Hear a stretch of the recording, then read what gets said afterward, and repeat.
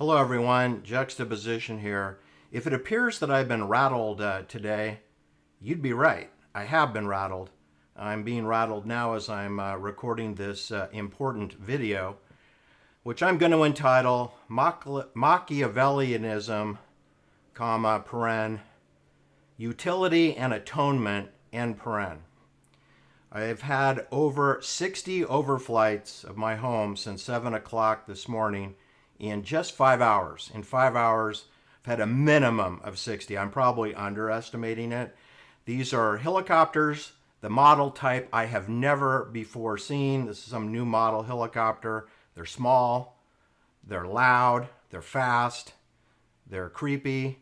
They could be drones. They may be pilotless. I don't know. They are flying at 500 to 600 feet, which is illegal and improper, except once you understand that our skies and our breathable air are controlled by NATO forces. They can fly 10 feet over your roof if they want to, right? I keep daring them to land in the city park so that I can have an adult conversation with them, which they don't do. They do occasionally pester me and harass me, however. Anyway, I've also had two F-16 fighter jet planes do 4 overflights. I would estimate their altitude was 1,000 feet, which of course is preposterously low, and they are preposterously ear-splitting, deafeningly loud. And they've done 4 overflights over the center of my township in the last hour. I do expect them back. We have, so I got helicopters, I got fixed wing turbo planes, I have the chemtrail jets flying on the perimeter and high above, probably at over 15,000 feet. We don't have a lot of chemtrails at the moment. We do have our usual polluted aluminum silver gray skies, but no chemtrails going on at the moment. But like I said, there are all these air traffic planes of helicopters, turbo prop, and turboprop fixed wing planes, and NATO jets. So I do know that wherever they go, chemtrails follow because they monitor the air toxicity as part of their operation. Anyway, this has really distracted me. I probably would have got this video out 2 hours earlier. It is a complicated video. You probably should get an adult beverage. So hit the pause button, get your favorite beverage, take a few swigs, get a glass of water, and we'll begin. So the situation that I find myself in, of course, I've talked to over a dozen neighbors this morning because I spent most of it out there flipping off the airplanes and helicopters. And my neighbors are, of course, zombified. They are deep inside of what I would call a Machiavellianism psychological triad pyramid of mind control. The dark triad is what it's called. It's a combination of narcissism, psychopathy, and what is called Machiavellianism. It is a field of personal psychology, and it is sometimes referred to as Mach. I refer to it as the biodigital convergence augmentation of my neighborhood. That's what I call it. It's the biodigital convergence, also known as post-humanism, because the people that I speak to today that actually are aware that there's noisy airplanes above are too busy getting on with their daily activities and have important phone calls to make and important dog walks to complete. So I would say that they're aware of the problem and they're absolutely unconcerned about doing anything about it. At all. I haven't met one person. Out of 200 people that I've talked to about this, not a single damn one of them cares. And I'm going to put that into the narcissism category, that they're all concerned about their happy lives after the COVID hoax ended, and they just want to get back to normal, except that normal is abnormal. Anyway, in 1955, a psychologist by the name of Richard Christie set out to study the processes having to do with adapting Machiavelli for psychological use. Well, anyway, this is code for MK Ultra, which was rolled out, in and around 1953, 54. So this Richard Christie would be part of the military intelligence, which has been studying psychological warfare for over 1,000 years. So this is nothing new. It's just that Machiavellianism has to do with the referring to back to the days of Columbus when he sailed the ocean blue, right? Niccolo Machiavelli was born May 3rd, 1469. He died on June 21st, 1527. So this sandwiches the period of Christopher Columbus, right? You should know that Niccolo Machiavelli was born in Florence, Italy. That's very important. He also died in Florence, Italy, in what's called the Republic of Florence. It's most likely referred to today as the Tuscany region of northern Italy. And he was not alone in his stature, of course, because after we had Niccolo Machiavelli and then Christopher Columbus, allegedly, not really confirmed, but was born in Genoa, Italy, which is not far away, but it is not Tuscany. It's Genoa. And but we had other famous people that you may have heard of that have been showcased on my channel. We had, of course, Galileo. Galileo got into a fight with the Holy Roman Catholic Church because his observations of the solar system were such that that the sun did not orbit around the Earth, that the Earth orbited around the sun, sort of an inverse relationship. And if you've learned anything about the COVID hoax and following the science, you know that there's absolutely no science coming out of university systems like the University of Florence or Stanford University, Harvard University, MIT, Noam Chomsky, Columbia University, University of California Systems. There isn't a shred of science come out of those schools. What there is weapon research and lots and lots and lots of poppycock having to do with false beliefs. What I would call dogma, the things that you build religions on, the things you build cults on. Anyway, so Tuscany was home to Niccolo Machiavelli. It was also home to Galileo, who has multiple names that I can't pronounce, who was born in Pisa. He was born in Pisa, but he spent most of his life in Tuscany. He also spent time at University of Padua, which is next to Venice, Venezia. I've been to all these places. I've been to Venice. I've been to Padua. I've been to Genoa. And sadly, I have not been to Florence, but I've been close. And I've been to Turin and Torino. And I've been to the rice regions north of this area. And I will happen to tell you that after we had Galileo, and we had, which came after, Galileo came after Niccolo Machiavelli, we had Lucio Gelli, right, who was head of Propaganda Due, P2, right? He ran the government of Italy for decades. He ran the Vatican City, he ran the popes, he ran Italian Swiss banking on behalf of Swiss banking, Swiss Bank Authority out of Geneva, Switzerland.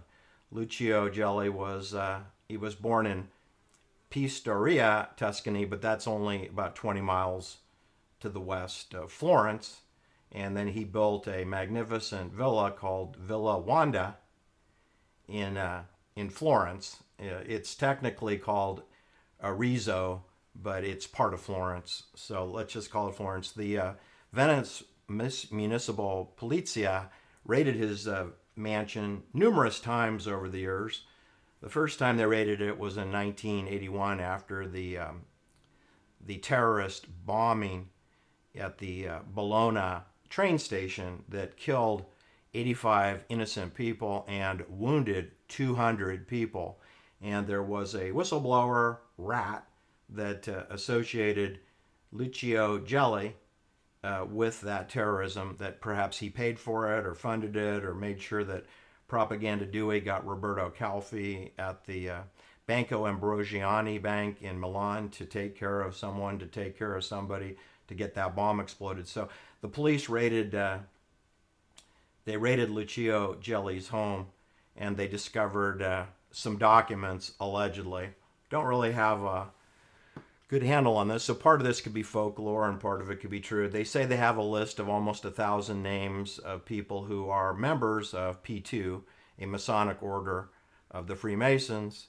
They had 960 names on a list, which included, all of the military generals, all of the officials of the National Police, the Carabinieri. At least a dozen of their names were on there. Virtually every politician in the parliament in Rome and every banker in Milan, Italy, was on that list. Every university dean, every administrator, most professors of all the universities were on the list of membership with P2. And the comedy that ensued, of course, when the media published the list, which they didn't publish every name, right? They withheld some of the names. 960 names is a lot of names. They also implied that there was another list with another 1,000 names that was never found. So I don't know how you could know there's a list of something that you've never found. But in any case, the rumors were wild that there were at least 1,000 members of P2, and they were basically all in the government, in the police, in the military, in the Navy, in the Army, in the Air Force, and in banking, and in the Vatican City itself. Yes, members of P2, which maybe would have included Paul Marcinkus, but his name was not publicized, so he was safe. He was the president of the Bank of Vatican at the time of this 1981 raid of the Villa Wanda in Florence, Tuscany, Italy, of Lucio Gelli. They also found a letter that was addressed to Ronald Reagan, who had just become sworn in as United States president. Now, it's very sketchy. There's no date on the letter, so we don't know if the letter to Ronald Reagan was before or after he took the oath of office. It really doesn't matter. Also, we don't know if it's a photostat copy or what exactly it is. We don't know if Ronald Reagan received the letter. Ronald Reagan never commented on this fact, but it was a letter congratulating Ronald Reagan for being president and to accept a gift of a Bible, a Holy Bible. And other than that, the search didn't yield much results, which is comical because there's actually quite a bit of valuable material on this villa that the police did not find. And we know that because the police returned 10 years later and found, this time they looked in the flower pots. They didn't look in the flower pots in 1981, but when they came back in 1990s, they found some interesting gold bricks, ingots. I mean, I love this Italian Machiavellian storytelling. Okay, so the Italian mystery financier who has dual citizenship with Argentina, of course, and lives in Uruguay, has villas in Uruguay, Argentina, Buenos Aires, Geneva, Switzerland, Florence, Tuscany, Italy. This character is an Italian citizen, and he's a citizen of Argentina. He worked for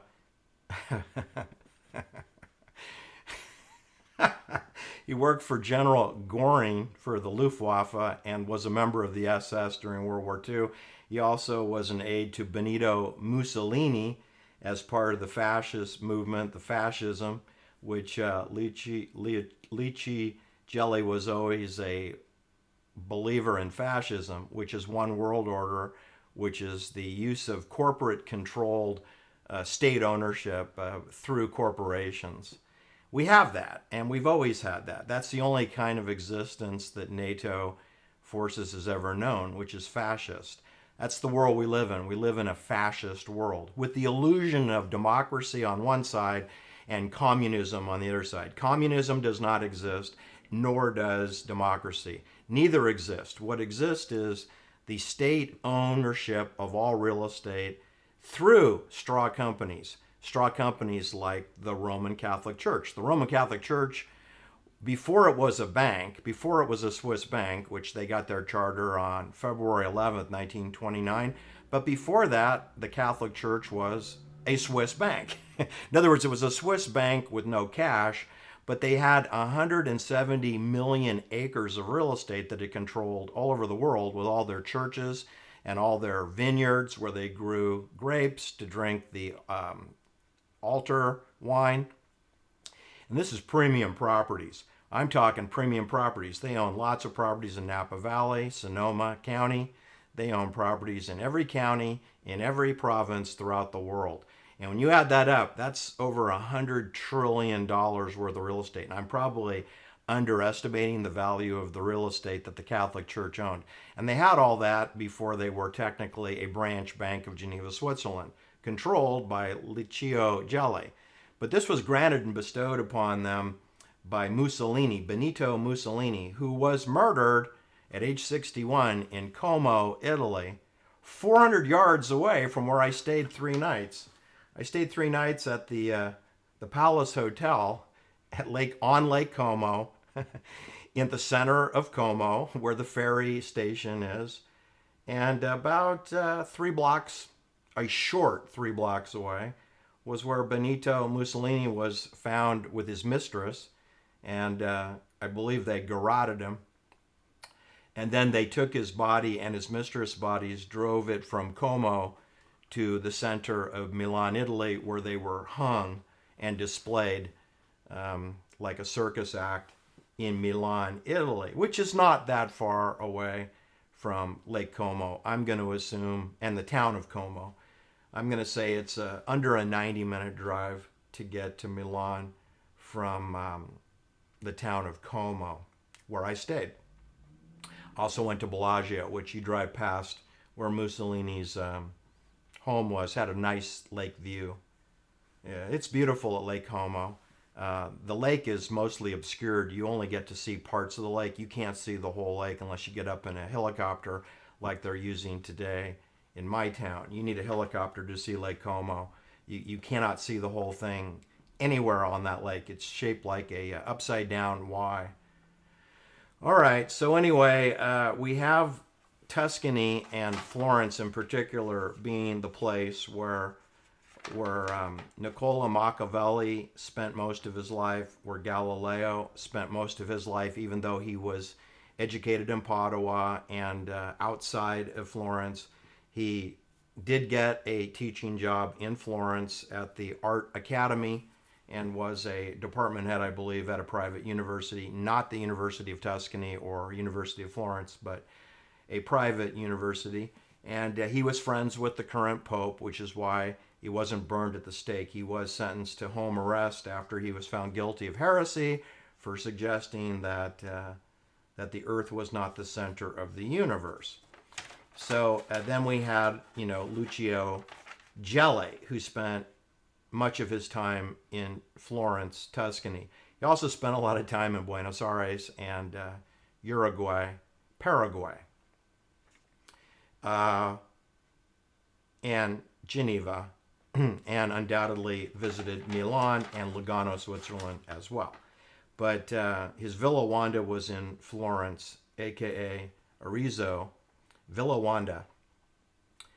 Anyway, so that's 3 kind of noteworthy people in history that are nodes on the network, but at different times. Machiavelli, Gelli, and Galileo. That's 3 important people. Now, I could have called this video Nodes on the Network, because essentially these are all tools of the ruling class, which is some wealthy families that are running the entire planet Earth. Here in America, you've heard the name Ronald Reagan. He sort of fits into the same category as Benito Mussolini did, Adolf Hitler, Ronald Reagan, Bill Clinton, Barack Obama, Joe Biden, Donald Trump. Donald Trump's not a very successful example to use. So Ronald Reagan is a very successful example, and is Adolf Hitler, and is Benito Mussolini. And they all represent fascism. Ronald Reagan represents fascism. Benito Mussolini represents fascism. The people behind Ronald Reagan are people like Lucia Gelli, who believes in fascism. Okay? So that's who your presidents of the United States are. That's why they're mostly controlled by the Masonic orders. Ronald Reagan lived to age 93. Lucio Gelli lived to age 96, so he takes the cake. Galileo, was done away with at age 77 through natural causes in his home in Florence, where he served the last 9 years of his life under house arrest, but at least in the town that he loved the most. Meyer Lansky died at age 80. Carlos Marcello made it to age 83. But most soldiers within the military intelligence are done away with by age 76. There are a lot of people that go earlier, of course. And I'm going to mention some names that of people who know each other. So Lucio Gelli most definitely knew Paul Marcinkus. He knew Roberto Calfi. He knew Michele Sindona. He probably knew Paul Castellano or some of the mafioso crime families of New York, since they all did business with banks that he controlled. Franklin National Bank of Long Island was controlled by Banco Ambrosiani in Milan, and Lucia Gelli controlled that bank. That bank controlled the Bank of Vatican, the IOR, Institute of Religious Works. That was controlled by Lucio Gelli through Roberto Calfi, through the Banco Ambrosiano Bank of Milan. I hope this is making sense to you people, that essentially it's a one world order system, and they want to confuse you by giving you a lot of names of people who are completely irrelevant. Donald Trump is an irrelevant name. Gavin Newsom is an irrelevant name. Nancy Pelosi is an irrelevant name. Rachel Madcow, an irrelevant name. George Shultz, Secretary of State, former president of Bechdel Corporation, an irrelevant person and an irrelevant name. Caspar Weinberger, an irrelevant person. Henry Kissinger, a stooge, a clown in the circus, Henry Kissinger. Anton LaVey, his real name is Howard Levy. He's a clown in the circus. Richard Nixon, a clown in the circus. Does anyone really take Bill Clinton seriously or Hillary Clinton seriously? I mean, if you voted for them, you're fully augmented, okay? They're clowns in the circus, all right? Just like Harry Truman was. Harry Truman was a clown in the circus. He has no authority, okay? Here's another example of a very well-presented clown. Dwight Eisenhower, a clown in the circus. He's not the supreme Allied commander. He doesn't run NATO. He's not the president of America. He was the president for 8 years. Fake president. He's not in charge. Alan Dulles, John Dulles, his older brother, Princeton alum. And one was the CIA director before Jack Kennedy had his head blown off. And he ran the Warren Commission, a person who Jack Kennedy fired. Anyway, in Lucia Gelli's home in the 1990s, I wish I could give you a date on this. This is at least the second raid upon Lucia Gelli's mansion in Florence. Sometime around September 1998, they returned, and this time they looked in the planner boxes. They found 150 gold bars that weighed 363 pounds that were buried in these terracotta pots on his patio, brimming with flowers that decorated his terrace of his mansion there in Tuscany / Florence. Mr. Gelli at the time was 79 years old. What a surprise. It was approximately $2 million worth of gold at that time.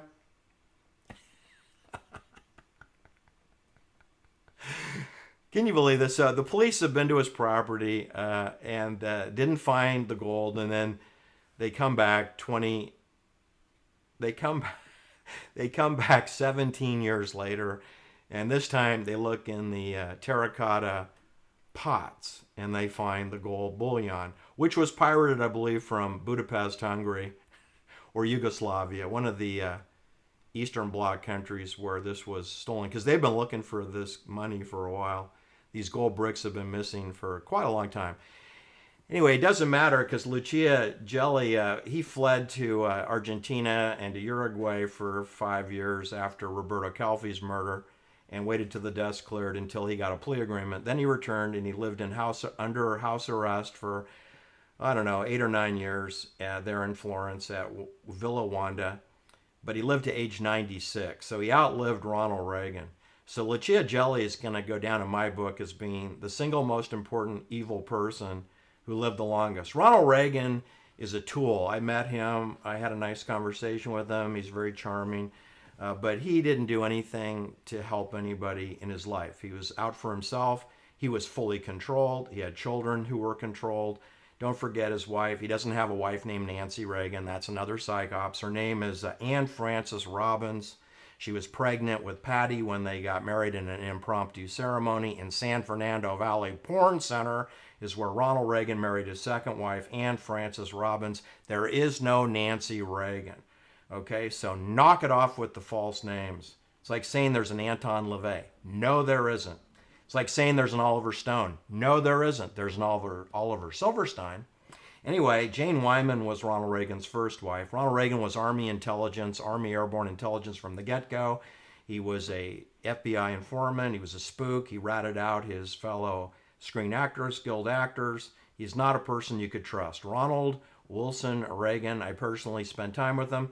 I find it ironic that I shook his hand and met with him at the Los Angeles airport, away from the terminal, in a hotel lobby, with I believe he had 5 security guards. He had not yet taken the oath of office.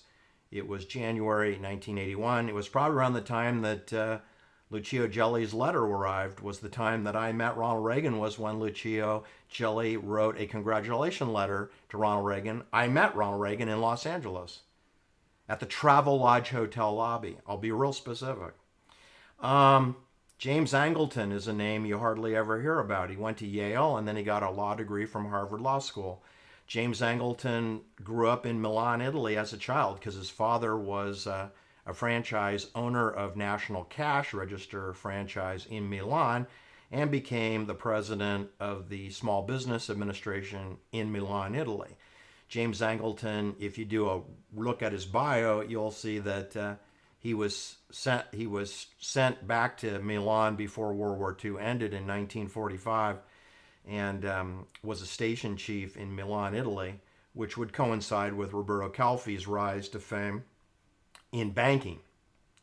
So it's impossible for James Angleton not to know Lucia Gelli. It's impossible. They had to know each other. Lucia Gelli was more or less the leader of Italy for 4 decades because there was always talk in the media that they were afraid that the Masonic Order of P2 Propaganda Due or that the Red Brigade terrorism was going to do a coup d'etat and knock off the government of Italy, which was very full of turmoil. They had 41 changes of government. In something like 25 years, they changed governments, like you change your underwear. But the point is that there's no need to have a coup d'etat in Italy since it's already under full control of NATO, Swiss bank authority, through Lucia Gelli. Now, the reason that my channel is based on doing these historical stories like the Sharon Tate, Abigail Folger, Lena LaBianca murders, and the Dr. Victor Oda family massacre of 5 people on a Frank Lloyd Wright property at 999 North Rodeo Gulch Road. The reason that I focus on things like the Zodiac killings or Elizabeth Short, the Black Dahlia, sawed into 2 pieces and dumped in central Los Angeles in an empty lot, is as metaphors. Lucia Gelli controls Italy like Geneva, Switzerland controls America, like they control Canada, like they control Argentina, Chile, Brazil, Peru, Panama, Central America, El Salvador, Nicaragua, Honduras, Mexico. They control California. They control all 12 Hunger Game districts in America are controlled in Switzerland. Just like Lucia Gelli controlled all of Italy, including Sicily, including Sardinia. All right, so what I'm trying to tell you is that it has always been so. We've got a Lucia Gelli running the show in America, and apparently it's quite a clown show. It's not very funny. I mean, we got Joe Biden as the president. He's senile dementia. We got his rival is Donald Trump, who is a porn addict, who's chasing Stormy Daniels around the Edgewood golf course during a steroid golf tournament where they bring in steroid players from NFL, Major League Baseball, and NBA basketball, and have Charles Barkley try to whack his club around Ponderosa Pines and bounce the golf ball off the pine trees, and everybody laughs, right? And Donald Trump's chasing Stormy Daniels around, and one of my clients is bowing down to Lance Armstrong when Lance Armstrong hits a putt. And one of my clients who knew that Lance Armstrong is a doper, but who is a sponsored athlete of my client, says, "We are not worthy to play you. We are not worthy." This gives you some insight into how perverted these cult members are. Donald Trump was at the same golf tournament that Lance Armstrong was at, and Stormy Daniels was there, and Charles Barkley was there, and I believe John Elway was there. He went to Stanford but didn't graduate. So you have all of these circus clowns playing golf, and it's televised and sponsored by a mutual fund company. Hint, hint, wink, wink, cult, controlled by Switzerland, Swiss Bank Authority.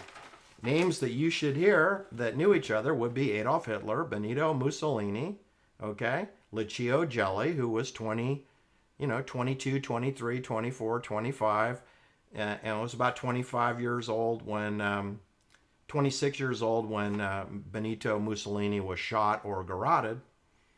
And then he went over to install the new Benito Mussolini after World War II. Lucio Gelli worked with the British intelligence MI5, MI6. He worked with NATO intelligence once NATO was founded in 1947, around the time that the fake state of Israel was created. Israel and NATO go together, just like Lucio Gelli does, just like the United States goes. The United States is as authentic as Israel is, meaning that it's fake. It's a pseudo hologram. Lucio Gelli worked with CIA. That means that he had to know James Angleton and William Colby and William Donovan, Wild Bill Donovan.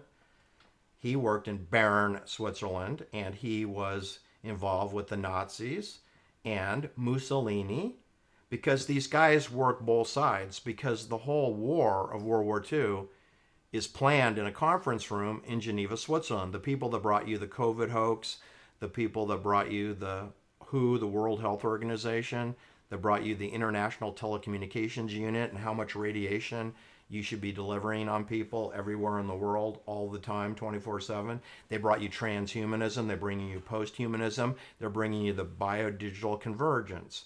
That's who brought you Hermann Goering, Adolf Hitler, Benito Mussolini, Ronald Reagan, was Swiss Bank Authority. They worked with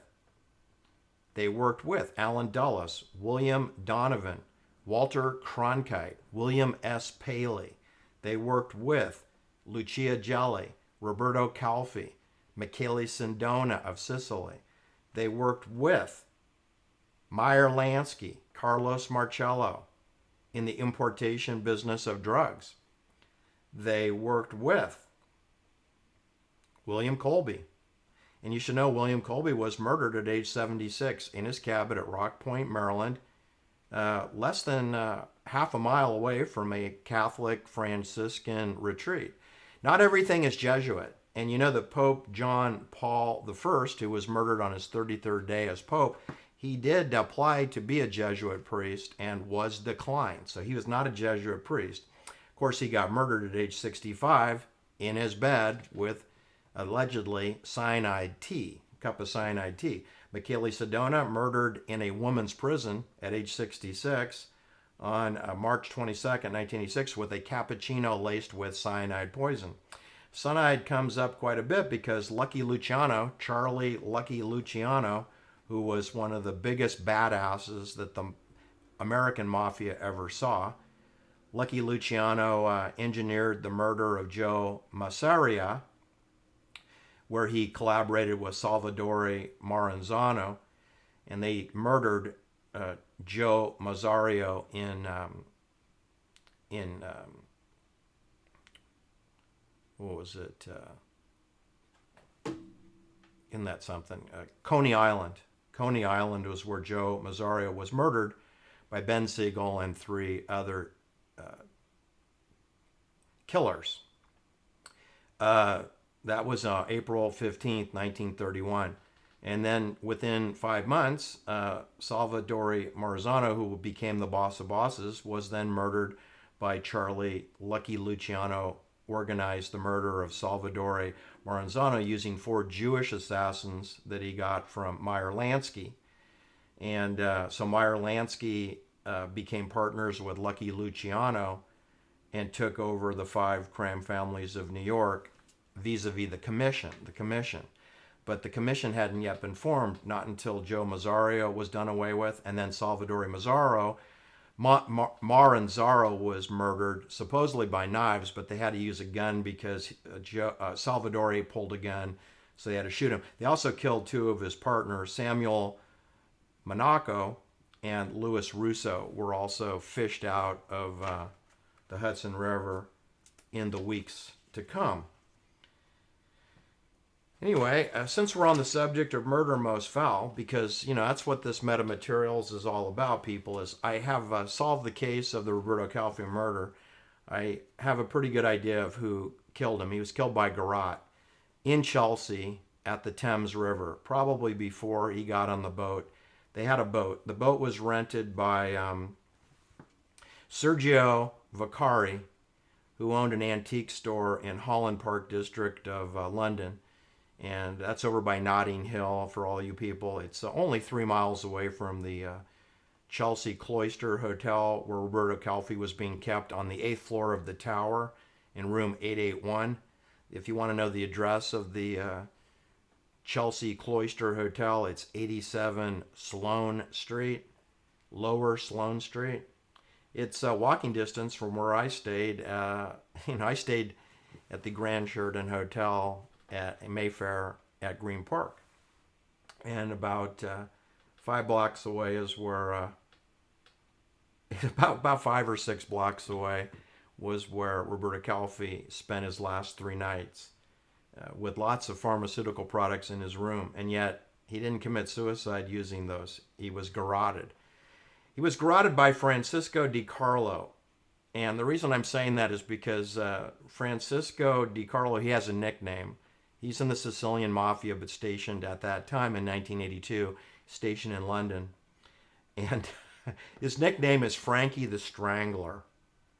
And he was accused by a whistleblower, another mafioso who turned state's evidence, and he fingered Francisco Di Carlo as being the person who garroted Roberto Calfi. And Francisco Di Carlo denied killing Roberto Calfi, of course. Then years later, he admitted that he had been approached by Giuseppe Callo, who is another mafioso stationed in London, who was a cohort of Frankie the Strangler, and he said he was approached to murder Roberto Calfi, but he declined the contract. Giuseppe Callo is known as the cashier. He's known as a guy that handles money, and that it was alleged that he recruited Frankie the Strangler to strangle Roberto Calvi. Anyway, these guys, you can't prove it there. He said, she said, right? What I can tell you is Sergio Vaccari, he had a 21-year-old girlfriend. And anyway, about 2 months after the Roberto Calfi suicide, Sergio Vaccari was stabbed 15 times to his death. So dead men tell no stories. And his antique business was at Holland Park district of London, which is over there by Nottingham district of London. The person who organized the killing of Roberto Calfi but didn't personally do it and created his own alibi is Flavio Carboni. Anytime you get a fixer, he's known as a fixer. Flavio Carboni, anytime you have a consultant that's hired to help solve your problems, you're done in, right? He's a contract killer. He's a made guy, Flavio Carboni, and he didn't want to stay at the same hotel as Roberto Calfi because he knew he was going to kill him, right? So he stayed at William Morris's home in Heston, district of London, which is about 10 miles away to the west. William Morris's daughter, Odette Morris, spoke fluent Italian, so she was put with Flavio, who didn't speak very good English. And Odette Morris is 21 years old also.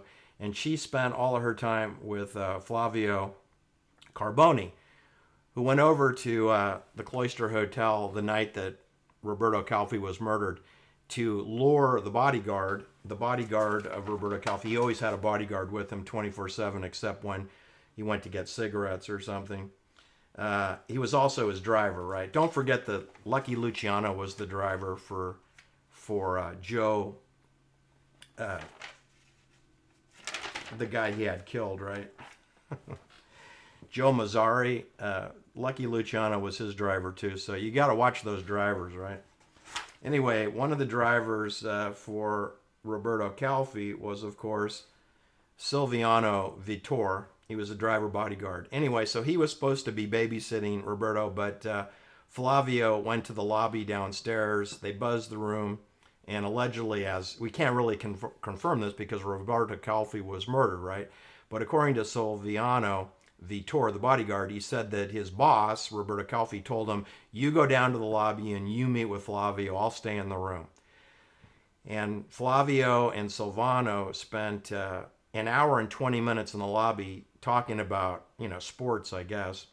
And Roberto Calfi mysteriously left the hotel, which is laced with surveillance cameras. And there's a surveillance film that shows Roberto Calfi leaving the hotel, after 10:30 p.m. with two young men. And this went out. You have to appreciate the hotel. It's a pretty long, it's an extended stay type hotel. The rooms have their own kitchenettes. It's not a normal hotel. And it has a tower at the west end of the hotel. And room 881 is the penthouse of that tower. And that's where Roberto Calfi was. He was the only person in that sector of the hotel. And it has its own exit on the west side of the building. The lobby where Flavio Carboni and Silvino Vittor, the butler, car driver, chauffeur, they would have met at the east side of the hotel, which is almost half a block away. So this allows Roberto Calfi to be removed from his room, and it didn't appear that he was, had a gun to his head or anything, but he was leaving voluntarily. He was heavily medicated, and I believe he was driven, about a mile over to the Thames River, where he was garroted then by Francisco Di Carlo, a.k.a. Frankie the Strangler. Then he was put on the boat with Sergi Vicario, who rented the boat, and Giuseppe Callo, and Frankie the Strangler, those three. But I believe there's probably a fourth person, because someone has to drive the boat. Well, they go underneath 5 different bridges. They go under the Chelsea Bridge. They go under the bridge where MI6 and MI5 is located. I don't even think that bridge has a name. It's the Green Park Bridge, I guess. And you keep going, and you go underneath the Waterloo Bridge, and then the next bridge is the Blackfriars Bridge, the Masonic Bridge, and that's where they hung and suspended Roberto Calfi from an orange rope with a love knot. It's just a staging. He was already dead. He was already dead. You don't hang people over the River Thames unless you know they're already dead. And then that way, that was a Thursday night, and then the Londoner bankers all awoke to the news that there was a world's most elite banker, Roberto Calfi, chairman of the board of Banco Ambrosiano, with offices in Geneva, Switzerland, London, England, Buenos Aires, Peru, Lima, Peru, the Bahamas. Some of those branches were just post office boxes, okay? They had their main office was in Milan, and there was a private office in Geneva, of course, and they had offices, I'm sure, or correspondent offices in Zurich and Bern and Basel, but the main office was Milan and Geneva, Switzerland.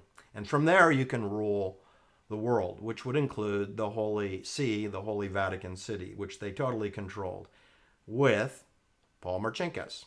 Then the next year we have the kidnapping of Emanuele Orlandi, which totally implicates Paul Marcinkus and implicates like all the cardinals in the College of Cardinals in the Vatican. It's important to note, people, I see so many YouTube videos that are technically incorrect. I mean, Paul Marcinkus was not a cardinal.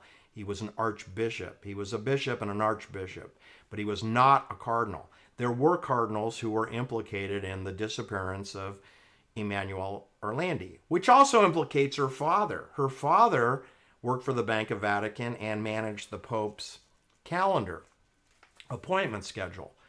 You don't live in the Vatican with your whole family for free with provisional housing for decades unless you're an important person.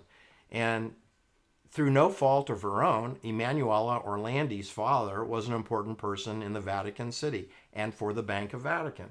And of course, his daughter was disappeared permanently. So I could say she's dead, right? I mean, maybe she's not, but she'd be 56 years old today if she wasn't dead.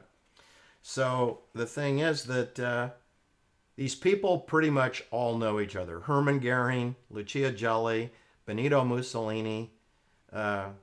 I don't know if Ronald Reagan knew him. He could have. He was busy in Culver City doing propaganda films. James Angleton would have certainly known Benito Mussolini. He had to know him. All right, so that's the point of my video today, is that we have Machiavellian psychology going on so that everybody can grasp hold of whatever poppycock cover story that they want to believe in. But it doesn't change. The reality is that there is only one fascist government organization, and it's run out of Geneva, Switzerland. There is no United States. There is no Canada. There's no United Kingdom. Okay, there are branch banking facilities, the City of London Corporation. There's Zurich, okay? There's Manhattan, New York. There's Greenwich, Connecticut. There's Darien, Connecticut for all the hedge funds. There's Blackstone in Manhattan. Blackstone on Park Avenue, 345 Park Avenue, Blackstone, buying up empty buildings. Then you got BlackRock at Hudson Yards, the Hudson shipyards on the Hudson River. That's number 32, Hudson Yards. That's Larry Ratfink's company. But it's controlled by Bank of America, Merrill Lynch, Swiss Bank Authority. Blackstone, Credit Suisse. Credit Suisse. What do you not get about a bank called Credit Suisse? Swiss Bank Authority. Okay, you got Sand Hill Road next to Stanford University. That's all controlled by Switzerland.